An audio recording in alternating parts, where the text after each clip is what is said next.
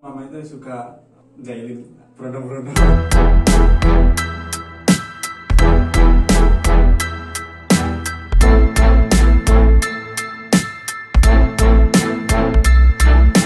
Hello guys, welcome back again with me Rena Wijaya from The Young Tour and Travel Organizer. Dan kali ini saya kedatangan tamu yang spesial. Beliau ini merupakan salah satu anggota dari Himpunan Pramuwisata Indonesia DPC Wonosobo. Oke, selamat datang Mas Nur Hafifi, apa kabar? Baik, alhamdulillah Mas Rina yang Tidak usah begitu ya. Oke, ini Mas Nur Hafifi. Kita ngobrol-ngobrol santai aja ya. siap. Oke, Mas Nur Hafifi ini sudah berapa lama sih berkecimpung di dunia pariwisata? Belum dikatakan lama tapi ya lama juga. Untuk tahunnya itu ya sudah injak di 3 tahun. 3 tahun bergelut di dunia pariwisata. Oke, berarti selama 3 tahun itu Mas Nur Hafifi ini sudah banyak pengalaman juga ya. Paling gak suka dukanya Mas Nur Hafifi sudah bisa rasakan seperti itu ya. Oke, kalau gitu bisa nggak sih ceritakan ke teman-teman nih apa suka dukanya menjadi pramuwisata? Untuk sukanya karena wisata itu ya ada tempat yang akan baru atau yang akan diperbarui. Jadi ketika teman-teman yang lain belum bisa ke situ, guide biasanya udah ke situ gratis lagi. Oh gitu, Senangnya semacam. gitu aja. Oke. Yang lainnya Jadi biasa. semisal kalau ada wahana baru atau objek wisata baru, biasanya pemandu wisata ini mereka melakukan survei dulu ya, survei dulu untuk melihat keadaan sekitar. Setelah itu baru bisa nih dipromosikan semacam itu ya. Dan kalau nanti sudah dapat wisatawan atau tamu-tamunya, baru diajak ke situ, gitu ya. Ya. Oke. Nah, Mas Nur Hafifi sendiri, sebenarnya Mas Nur Hafifi ini kan karena sudah cukup lama juga ya, 3 tahun itu memang bukan waktu yang sebentar ya sebenarnya ya, apalagi untuk menjadi pramuwisata, karena Mas Nur Hafifi bertemu banyak orang, bertemu mungkin banyak karakter dari orang-orang tersebut. Ada nggak sih pengalaman-pengalaman yang berkesan yang sekiranya menjadikan Mas Nur Hafifi termotivasi untuk tetap menjalankan kegiatan pemandu wisata ini? Untuk pengalaman paling berkesan yaitu kalau bawa emak-emak biasanya. Oh, bawa Emak ini emak-emak. Oke. kesannya ya agak takut. Takut kenapa nih? Takut kenapa nih? Karena biasanya kalau mama itu suka jahilin berondong-berondong. Oh gitu. Jadi banyak sekali mak-mak yang menjailin berondong-berondong. Ini dukanya, karena ya kalau sukanya nanti buat terakhir untuk surprise-nya. Tapi sebenarnya dukanya itu sukanya juga kan? Ya kalau suka sama mama itu suka, tapi bagi saya itu duka. Oh, oke, tapi itu memang nggak boleh ya Nggak boleh. sebenarnya. Karena tahu kalau Harus saya tahu belum etikanya. menikah, jadi mama semakin ganas untuk menggoda. Tapi ya itu sebagian dari interaksi guide dengan tamu seperti itu. Oh, oke. Akan membatasi hal seperti itu. Oke. Mas Nur Hafifi. Menurut Mas Nur Hafifi ini, ada nggak sih destinasi yang menjadi favorit Mas Nur Hafifi sendiri, juga menjadi favorit kunjungan para wisatawan? Saya masih jatuh cinta sama Batu Pandang Ratapan Angin. Oke, Batu Pandang Ratapan Angin. Oke. Bisa diceritakan kenapa bisa begitu? Karena pertama yaitu kita bisa melihat buah-buah telaga langsung itu dari ketinggian, di mana tempat tersebut cukup indah bagi pengunjung yang melihat dari atas itu cuma melihat gedung, tapi sekarang lihat telaga yang berwarna itu dari atas. View pemandangan itu sebenarnya tidak banyak di Indonesia, tapi di Dieng bisa melihat dengan hanya jalan sekitar 7 menitan udah bisa lihat telaga secantik Tagawana dari atas. Oke, jadi memang mungkin kalau kita naik ke Batu Pandang Bukit Ratapan Angin ini memang lebih terlihat luas, terus mungkin juga kebetulan kalau pas cuaca bagus gitu telaganya benar-benar berkilau, jadi terlihat sangat berwarna untuk telaga warnanya sendiri ya, dan juga di situ masih ditambahi keindahan dari telaga Pengilon juga. Jadi memang sangat indah sih. Iya, memang benar sih sangat indah, karena saya juga pernah ke sana beberapa kali dan mendapatkan sensasi pemandangan ini yang berbeda-beda, karena memang waktu kunjung saya ini berbeda-beda juga. Jadi semisal kalau bulan ini atau hari ini dengan hari besok itu saya akan mendapatkan pemandangan yang berbeda ya, tergantung dari sebenarnya tergantung dari cuaca ya. Tergantung dari cuaca. Kalau cuacanya cerah ya kita pasti akan mendapatkan keindahan yang maksimal semacam itu. Oke. Terus Mas Nur Hafifi, kebanyakan tamu-tamu Mas Nur Hafifi ini dari mana sih? Kebanyakan dari daerah Jakarta, di mana orang Jakarta yang cukup sibuk dengan pekerjaannya. Untuk tempat paling nyaman selain Puncak Bogor yang terdekat, ternyata Dieng. Itu yang pernah saya dengar langsung dari tamunya tersebut, ya dataran tinggi adalah tempat yang paling nyaman selain Puncak Bogor yang terdekat dari mereka, yaitu dari Jakarta. Berarti orang-orang jadi memang bisa diasumsikan bahwa kebanyakan tamu-tamu Mas Nur Hafif ini datangnya dari daerah Jawa Barat ya. Oke, Jawa Barat, terutama Jabodetabek juga ya. Iya. Oke, terus Mas Nur Hafifi, sebenarnya Mas Nur Hafifi kan sudah lagi-lagi tadi ya berkecimpung di dunia pariwisata ini kurang lebih 3 tahun. Terus pastinya banyak dong relasi-relasi dari kawan-kawan biro perjalanan yang menggunakan jasa Mas Nur Hafifi. Kita freelance, jadi semua guide yang menyuruh kita atau menurut saya untuk berangkat, insya Allah kita akan berangkat.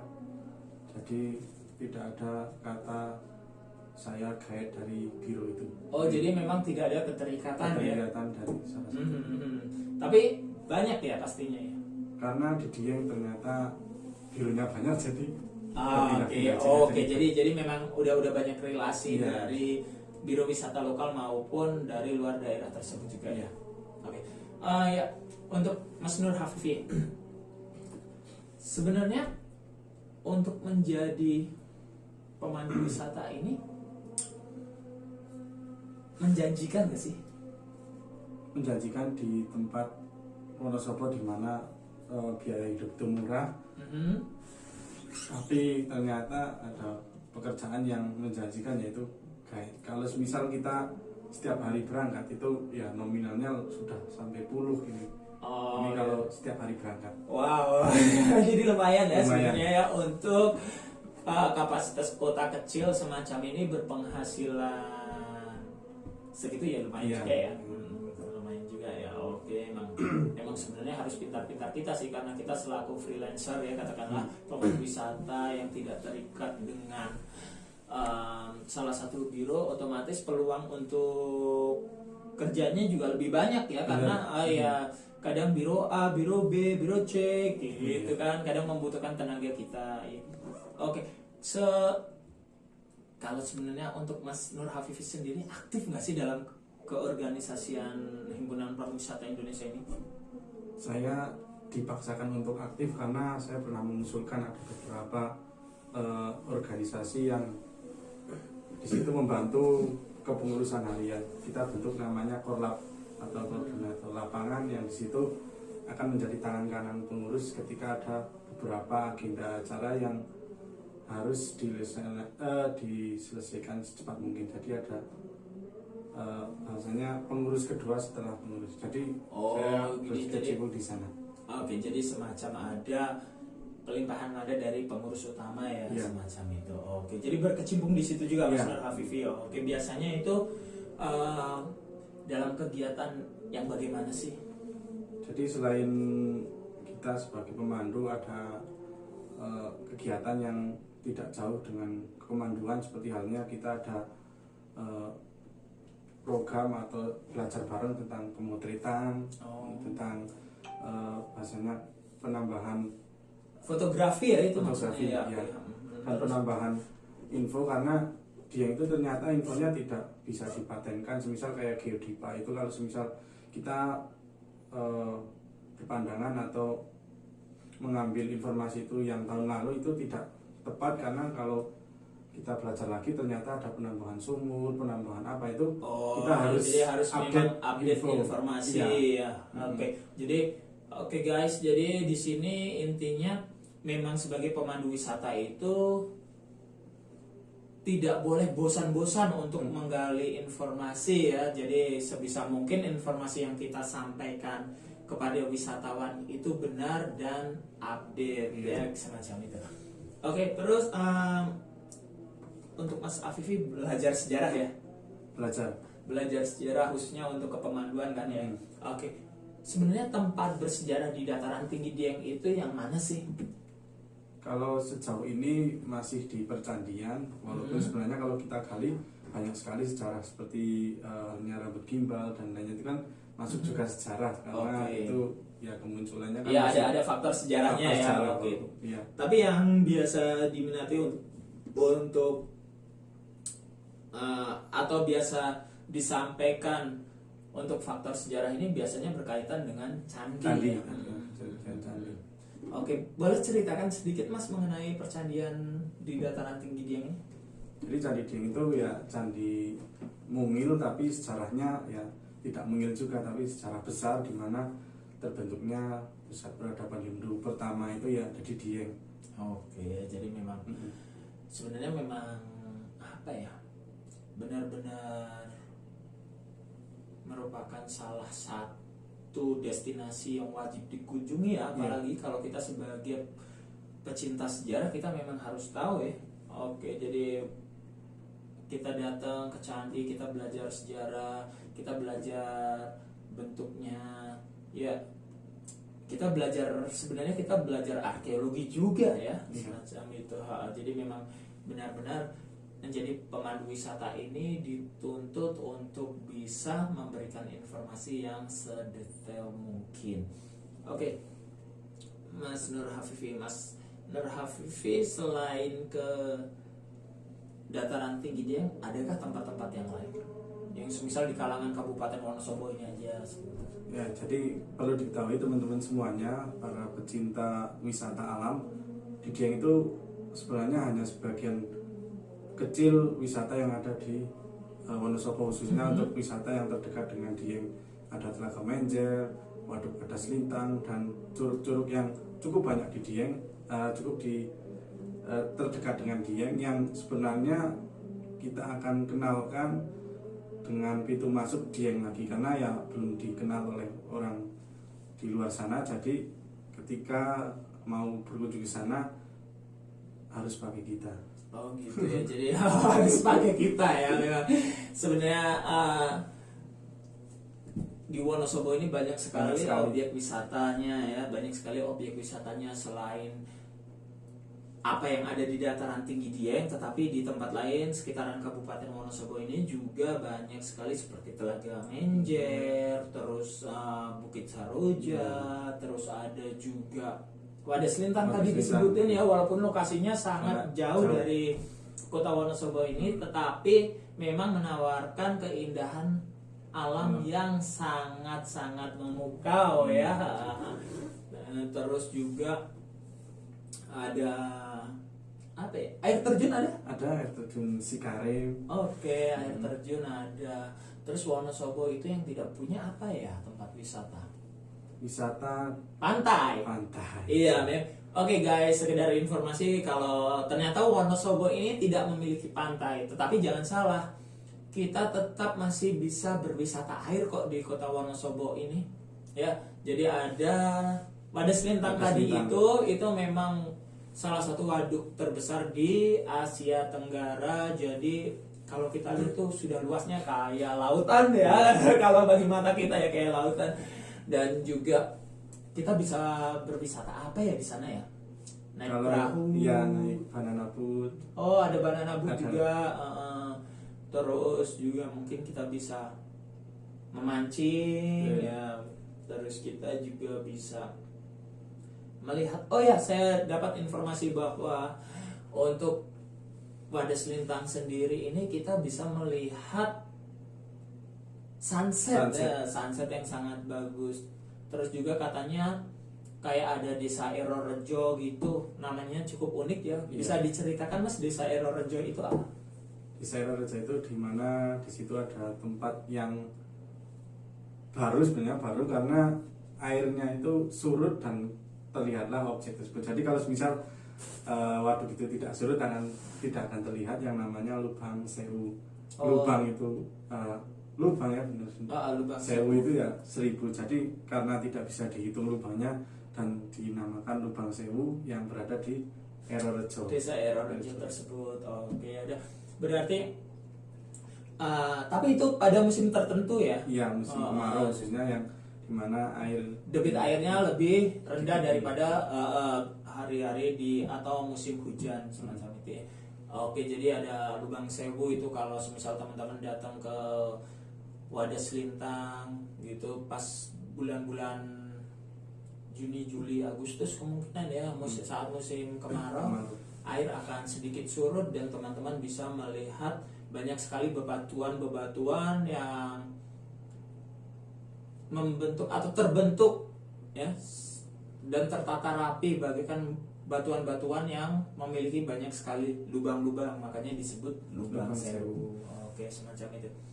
Terus tempat wisata lain apa Mas selain Wadas Lintang, selain dataran tinggi Dieng, selain Curug Cikarim? Karena kan memang menurut informasi yang saya dapat katanya banyak sekali, tapi kan saya sendiri tidak tahu ya detail informasinya seperti apa, terus daerahnya daerah mana, terus objek wisata yang benar-benar menjadi daya tarik itu apa gitu ya kan.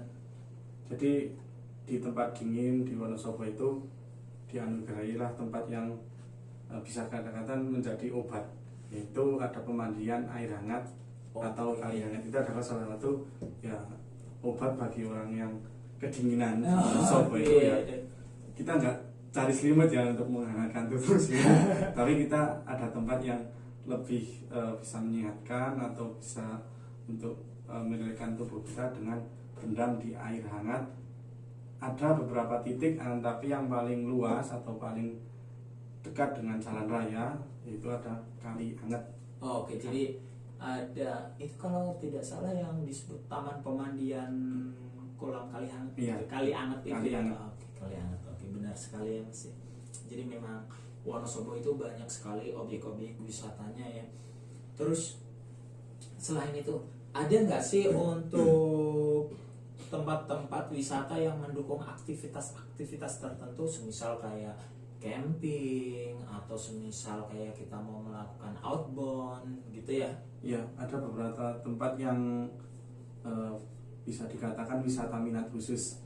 Ini salah satunya yang dekat dengan Dieng, yaitu ada di Bukit Kekep Lengkong, dimana yang suka ngefly gitu. Yang ngefly itu apa ya? Oke, bukan yang ngefly, macam-macam ya. Suka ya dengan wisata adrenalin, yaitu ada para layang. Oke, ada para layang. Wow, cukup menarik juga ya ternyata ya. Ada objek wisata kegiatannya para layang, olahraga yang cukup ekstrim ya ternyata ya. Oke. Terus selain itu apa Mas? Selain itu ada pendakian. Nah ini tidak bisa dikatakan wisata untuk umum, akan tapi ini khusus yang fisiknya kuat untuk mendaki, karena butuh beberapa jam untuk sampai ke puncak di Gunung Prau. Oh, Gunung Prau. Oh iya, jadi Gunung Prau. Oh iya. Saya pernah dengar tuh Gunung Prau itu tuh memang gunung yang sangat terkenal untuk pendakian ya. Banyak para pendaki dari kemungkinan justru dari kota-kota lain ya yang banyak berkunjung ya. Misal kayak biasanya sih dari beberapa kota tetangga ya. Beberapa kota tetangga juga tidak menutup kemungkinan dari ibu kota Indonesia itu sendiri ya. Banyak sekali ya. Oke. Terus Mas, kendala-kendala apa sih yang Mas Nur Hafifi hadapi selama menjadi pemandu wisata? Ini sebenarnya pribadi, bukan secara keseluruhan guide. Oke. Untuk kendala karena saya suka molor sampai siang.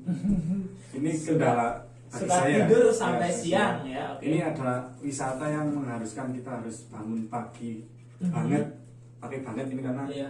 jam 2 itu atau jam 3 kita harus sudah bangun, kita berangkat ke tempat tertinggi di